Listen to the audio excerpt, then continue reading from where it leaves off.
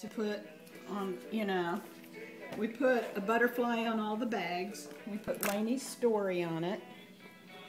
We put in a journal and a pen so the mom can write down her thoughts, because that's one thing Deb wanted to do right away, was write down her thoughts. And then we put, this is a song, and these are the lyrics to the song. And then we put a blanket. We'll see what happens. That's cute.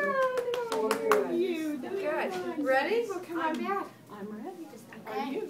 After Layne was born, it was a complete surprise. Everything in her pregnancy was totally normal until she got to the last 2 weeks of her pregnancy and went into the doctor's office, and she said she knew from the look on the nurse's face that something wasn't right.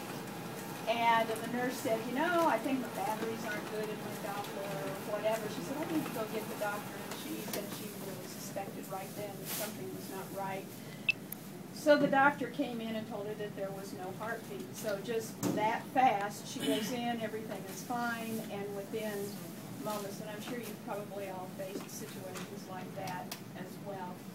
But what Debbie decided to do from that point on was, not forget Layne in any way, shape, or form. She named her Layne Grace, but there was a little caveat to that, too. She had been told throughout the pregnancy that Layne was a boy. And I had made an outfit for him. I had made a little cowboy blanket for him. And she wanted to take pictures. She said, I really want some pictures of the baby, once we found out that she was a little girl. And one of the nurses saved the day because she came in and she said, Debbie, don't worry, we have some little things for you. And that kind of triggered in her head at that moment, first of all, saved our lives at that moment, but it triggered something in her mind that maybe there was something that she could do.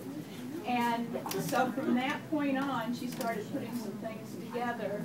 And she called me last night, and she said, I wish that you would share some of my thoughts, because I don't know how often you really hear from the moms when they're in that emergency situation, that shock moment, how many times they really have even put thoughts together. But she said, here are some of the things that I was thinking. She said when she was told that Layne wasn't alive, she said, my first thought was not even grief, it was just confusion.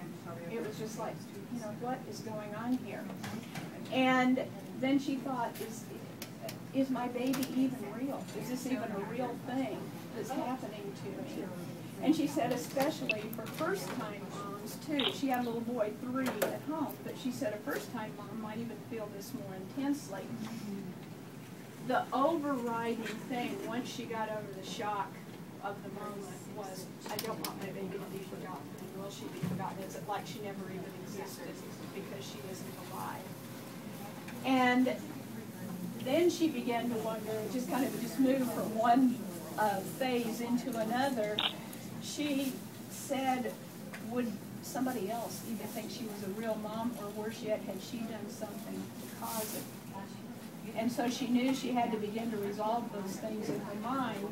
So she began to realize that when people gave her things, that made her feel like, well, apparently they're not blaming me for anything because they're giving me gifts, they're giving me things. And so that helped her through that moment, too. The other thing was, once we had to leave Layne, she said the hardest thing was when we had to leave her. We had her for about 2.5 hours the night she was born.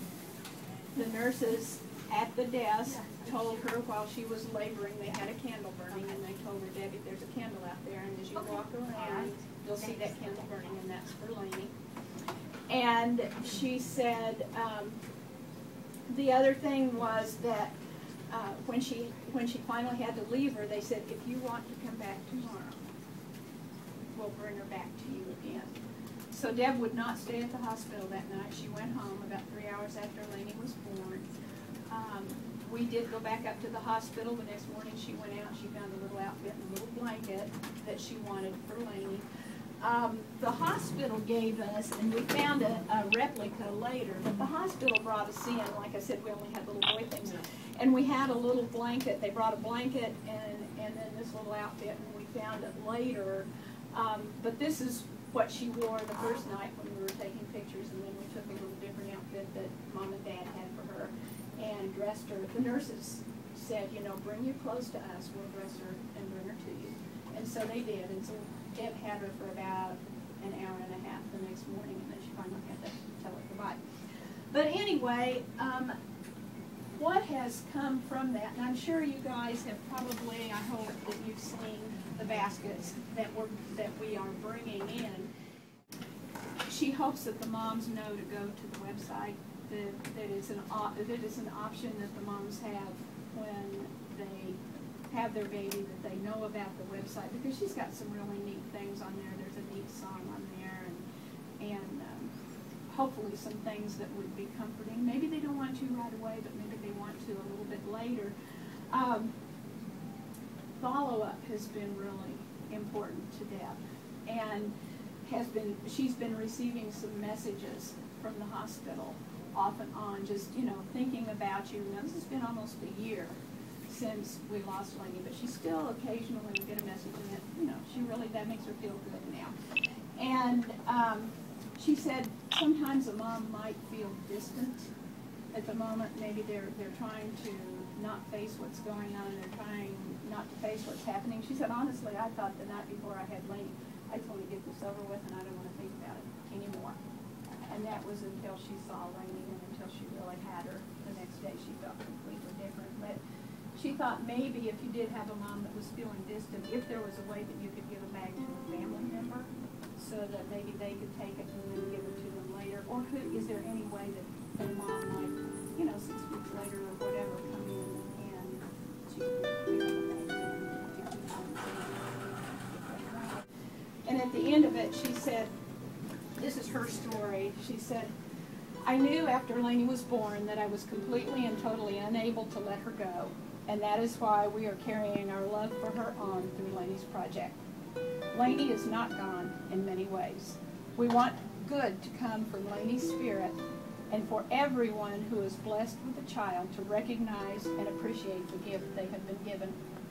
If everyone who reads this message hugs their child a little tighter and loves a little more, then we know that Layne's mission is being fulfilled. As the saying goes, our joys will be greater, our love will be deeper, our lives will be fuller, because we shared her moment. We believe, and this is to the mom, we believe your baby's spirit has a purpose too. Your baby is loved by so many people.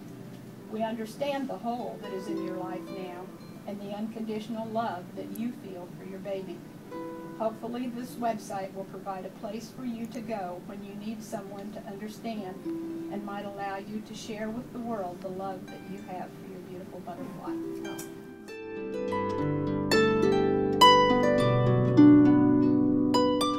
Okay, my name is Layne Grace. I lived 9 healthy months inside my mom, but was born silently on October 15th, 2009. My parents didn't know why and were very sad, but wanted me to try and help other moms and dads like them.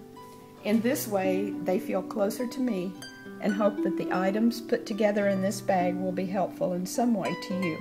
My mom and dad believe that a butterfly is a perfect symbol for me and your baby too. They say that a butterfly's life is very short but beautiful and has the ability to make all people happy, even if it is only for an instant. Please know how much you and your baby are loved. This gift was put together for you by my friends and family. Love, Layne Grace.